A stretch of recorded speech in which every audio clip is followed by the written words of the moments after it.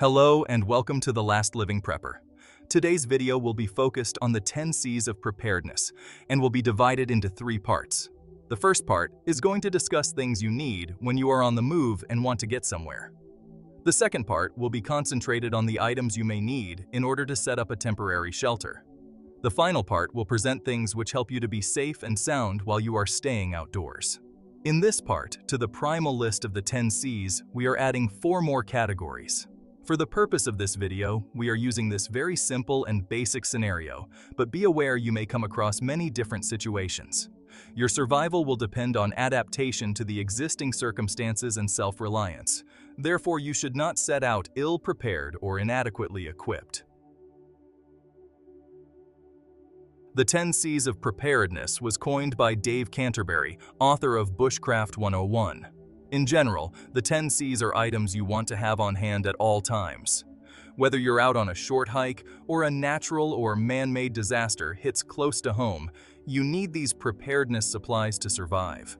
Typically, the 10 C's include cutting tool, combustion device, cover or shelter, container, cordage, candling, cotton material, cargo tape, compass, canvas needle. The foundation of the 10 C's is the elements that either need unique materials to be constructed or take the most energy from natural materials in the wild in a survival situation. That is why when you are on the move and need to get somewhere, you may need several items from the list, such as a compass, cotton material, cutting tool, and candling. Compass is robust and easy to use. This essential tool allows wilderness travelers to orient the map and themselves to the landscape. A compass with a base plate is essential for taking, measuring, and following field bearings and matching them with the map. Many smartphones, GPS devices, and wristwatches also contain electronic compasses. If you don't have a compass on hand, you can make one yourself. Remove a piece of string from your clothing. Find a small piece of wire, such as a pin or needle. Magnetize the piece of metal by rubbing it repeatedly in one direction with silk, wool, or hair. Suspend the needle from the string in a wind-free space. Using the sun, determine which end points north and mark it on the needle. Alternatively, you can make a compass in the wild using a sewing needle, a magnet, and some stagnant water. It can also be done using the shadows of the sun to find east and west. If you don't have any supplies, remember that the sun rises in the east and goes down in the west. So if the sun is going down on your left, north is ahead of you and south is behind you. If it's coming up on your left, north is behind you and south is ahead of you. It is important to say that night navigation in a survival situation is inadvisable. Focus on fire and shelter instead. The magnetic field will still be there in the morning. Other navigation devices worth mentioning are map, altimeter, GPS device with digital maps, PLBs, and satellite communicators. Next is cotton material. We are going to include in this category extra clothes and cotton bandana. What extra clothes are necessary for an emergency when you have to get to a certain location? The term extra clothes refers to additional layers that would be needed to survive the long active hours of an unplanned bivouac. An extra layer of long underwear can add warmth without adding much weight. An extra hat or balaclava will provide more warmth for its weight than any other article of clothing. For your feet, bring an extra pair of heavy socks. For your hands, an extra pair of mittens. For winter and cold weather conditions, bring more insulation for your torso and legs as well. Consider sun protective clothes. This type of clothes offer more sun protection than sunscreen. Some garments are given an ultraviolet protection factor rating, a system that is calibrated the same as the SPF rating. A UPF 50 rated garment allows 1/50th of the UV radiation falling on its surface to pass through it. When you think of cotton material, you're going to need a piece of cotton that is a 3 feet long square. Bandanas are the most popular cotton fabric of the same dimension. When you're on your journey, you'll find it very flexible. From holding the embers and using it as a sling, the flexibility of the cotton bandana is amazing. You should cut it into strips for bandages, wash it in such a way that your hands are clean, and even tie together twigs and branches for the flames. You should still use it for what it is meant to be and put it on your head to shield yourself from the sun in case you are missing your hat or cap. Dipping the cotton bandana in cold water and using it to refresh yourself can be very pleasant in the hot weather. In addition, you may use it as an improvised first aid packing and wound care dressing. You can also make them a traditional hobo stick. Use them as a coarse, first-stage filter for water treatment, as a cushion, as a pot holder, a little extra insulation, or, in an actual emergency, you can break strips off and use them as toilet paper. Now we are going to discuss cutting tools needed for your journey. The cutting tool should be able to complete any tasks in the event of a total breakdown of the equipment. You need this for all your survival kits.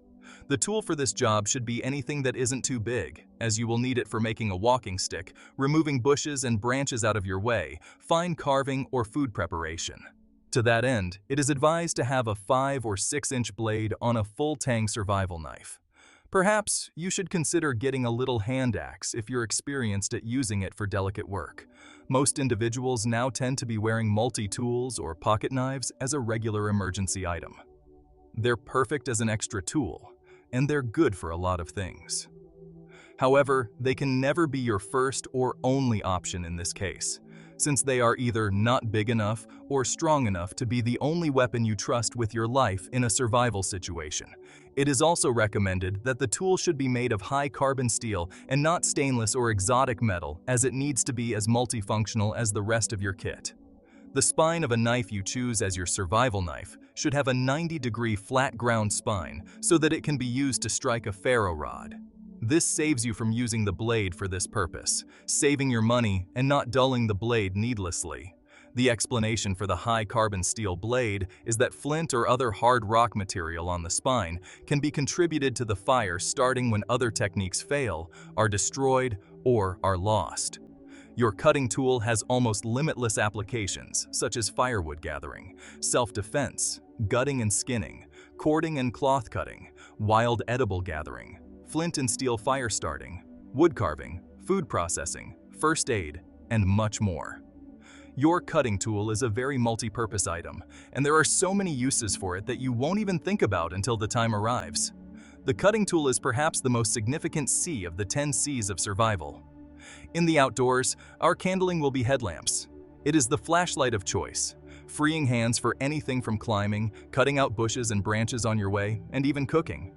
The efficient bright LED bulb has completely replaced the inefficient incandescent bulb of several years ago. An LED bulb lasts virtually forever, but batteries do not, so always carry spares. If you are using a rechargeable headlamp or batteries, start with a full charge. Any headlamp carried by an outdoor shop will be weatherproof, and a few models can survive submersion. All models allow the beam to be tilted down for close-up work, such as cooking, and pointed up for looking in the distance. Some headlamps feature a low-power red LED to preserve night vision and help climbers avoid disturbing tent mates during nocturnal excursions. Now we are moving on to the second part of our video. After you reach the desired location, it is time to set up a camp. That is why you will need for this activity cover, cargo tape, cordage, and combustion. In this video, we are going to associate cover with shelter. Carry some sort of emergency shelter in addition to a rain shell from rain and wind, such as a plastic tube tent or a jumbo plastic trash bag. Single-use bivy sacks made of heat-reflective polyethylene are an excellent option at less than 4 ounces. Emergency space blankets, while cheap and lightweight, are inadequate to the task of keeping out wind, rain, or snow while retaining body heat. A tent can serve as the essential extra shelter only if it stays with you at all times. A tent left behind in base camp is not enough. Carry an insulated sleeping pad to reduce heat loss while sitting or lying on snow or wet terrain. Even on day trips, carry a regular bivy sack as part of your survival gear. A bivy sack at about 1 pound, which is 0.5 kilogram, protects insulating clothing layers from the weather, minimizes the effects of wind, and traps much of the heat escaping from your body inside its cocoon. A plastic, good quality tarp of silnylon or a military-style poncho can also be used as a makeshift shelter. Moving on down our list, we have cargo tape. A cargo tape or duct tape is one of the things that you simply cannot duplicate in the midst of a survival situation. With it, you can render and fix almost everything. It's lightweight and separated from its primary function. It takes up very little space. particularly when wrapped around a bottle of water, a knife sheath, or a flashlight body. This can be used for anything from first aid to the production of required objects. The adhesives in this tape are often extremely flammable, and a golf ball-sized wad will easily burn for a few minutes to help spark. It can simply be stripped into minute fibers and used to make your ferrocerium rod ignite an impromptu bird's nest. Cargo tape can be one of the most valuable things you carry in an emergency, so you can carry a whole roll. This is one thing you're certainly not going to go cheap on. Higher-end duct tapes are geometrically more durable and much stickier than cheaper duct tapes. An $8, $9, or $10 roll of duct tape is a minor investment in your survival kit. Make sure you buy the good stuff and pack a lot of it. Next up is cordage. A must-have for its many applications, and it can be time-consuming and difficult to manage in a survival or self-reliance scenario. It is recommended that every cordage is multi-ply. This is because, if required, it can be broken down into smaller fibers. There are two primary types of cordage. Until recently, 550 parachute cords have become the primary go-to cord for any survival or self-reliance application. True paracord has 7 inner strands that can be broken down for use on smaller activities like fishing and hunting, is very durable and light. The biggest downside of these inner strands is that they seem to break out very quickly. They are difficult to deal with under certain activities, such as trapping, since the whole rope is too large in diameter to create an effective small game and bird snares. Another type of cordage is the tarred bank line, or the mariner's net line. Its 3-ply cordage is very powerful and can bring up to 340 pounds of breaking pressure. It takes up less space and weighs less than paracord, in addition to being more practical to items required in a survival situation, such as hunting, fishing, and lashing. It is a perfect material for small animal snares and traps, and it's also dark-colored, usually black, that contributes to its camouflage ability when used for fishing and hunting. It also stretches less than the paracord, meaning that lashings and knots on tools and shelters do not relax with time. In addition to its number of other applications, it does cost only half as much as paracord and does not add extra weight. Combustion. Carry the means to start and sustain an emergency fire. Most climbers carry a disposable butane lighter or two instead of matches. Either must be absolutely reliable. Fire starters are indispensable for igniting wet wood quickly to make an emergency campfire. Common useful fire starters include chemical heat tabs, cotton balls smothered in petroleum jelly, and commercially prepared wood soaked in wax or chemicals. Alternatively, on a high-altitude snow or glacier trip where firewood is non-existent, it is advisable to carry a stove as an additional emergency heat and water source. The last part of our video will discuss container and canvas needle. Carry sufficient water and have the skills and tools required to obtain and purify additional water.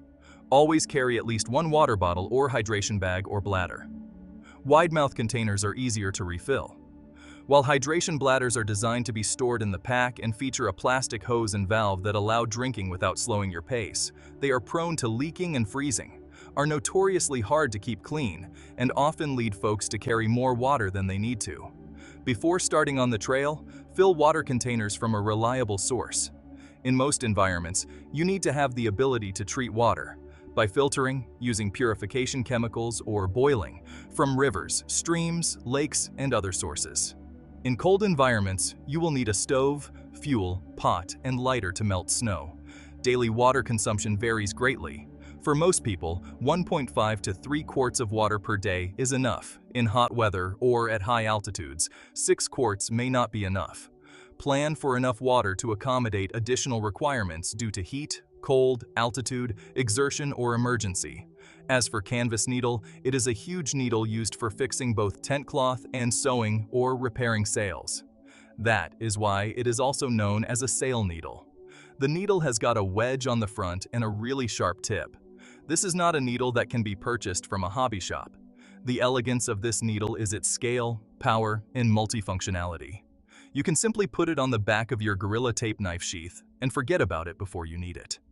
Magnetizing this needle in advance will cause it to be used as an improvised compass device. It can be used for fixing some broken gear, punching holes as an awl, and it's also useful for pickup on thorns, splinters, or stingers. It may also be used to suture in a serious situation. Having the 10 C's of survival items on your hand may bring you peace of mind. For staying outdoors, camping, or waiting for the rescue, we would recommend adding 4 more, such as communication, calories, care, and calm. Communication will include walkie-talkies, cell phones, satellite phone, ham radio, and handheld radios. An emergency beacon is also worth mentioning. When you cannot communicate using the mentioned earlier emergency communicators, use whistles, mirrors, smoke, or flag signaling. Now we have calories. For shorter trips, a 1-day supply of extra food is a reasonable emergency stockpile in case foul weather, faulty navigation, injury, or other reasons delay a traveling party. An expedition or long trek may require more, and on a cold trip, remember that food equals warmth. The food should require no cooking, be easily digestible, and store well for long periods. A combination of jerky, nuts, candy, granola, and dried fruit works well. If a stove is carried, cocoa, dried soup, instant coffee, and tea can be added. Some survivalists only half-jokingly point out that exotic flavors of energy bars and U.S. Army meals ready to eat serve well as emergency rations because no one is tempted to eat them except in an emergency. And a few packets of instant coffee can help a dedicated coffee drinker keep a clear head. Under care, we have first aid. Carry and know how to use a first aid kit, but do not let the fact that you have one give you a false sense of security. The best course of action is to always take the steps necessary to avoid injury or sickness in the first place. Training in wilderness. First aid or wilderness first responder skills is worthwhile. Most first aid training is aimed at situations in urban or industrial settings where trained personnel will respond quickly. If you are outdoors in the wild, trained response may be hours, even days away. Take a look at some wilderness-oriented first aid courses to stay up to date on your skills. The first aid kit should be compact and sturdy, with the contents wrapped in waterproof packaging. Commercial first aid kits are widely available, though most are inadequate. A basic first aid kit should include bandages, skin closures, gauze pads and dressings, roller bandage or wrap, tape, antiseptic, blister prevention and treatment supplies, nitrile gloves, tweezers, a needle, non-prescription painkillers and anti-inflammatory, anti-diarrheal, and antihistamine tablets, a topical antibiotic, and any important personal prescriptions, including an EpiPen if you are allergic to bee or hornet venom. Consider the length and nature of each trip in deciding what to add to the basics of the first aid kit. For an expedition, consider bringing appropriate prescription medicines. The final free, space-saving item is calm. A sense of calm is invaluable whenever a survival situation arises. Panic makes you sweat, burn calories, and lose focus, with zero gains. Whenever you notice your heart rate rising while at a state of rest, you're beginning to panic. This is your amygdala, lizard brain, working, preparing to take on any threat. While this part of our brain can be incredibly useful for survival, you have to know when it isn't and make you vulnerable. In these instances, taking a handful of deep breaths, unclenching your jaw, and relaxing your shoulders can help to convince the brain to calm down. Remember, when you go into the wilderness, you should carry essential gear and leave the rest at home. Achieving that balance takes knowledge and good judgment. Understanding the basics of clothing and equipment will help you decide on those essentials needed to be safe, dry, and comfortable outdoors. That is all today from The Last Living Prepper. Thank you for watching, and stay tuned for more information. Remember, survival isn't about luck. It's about preparation, knowledge, and having the right tools for the job. So get out there, practice these skills, and always be prepared for the unexpected. And remember, stay tuned for more survival tips and tricks from The Last Living Prepper. Until next time, stay safe out there.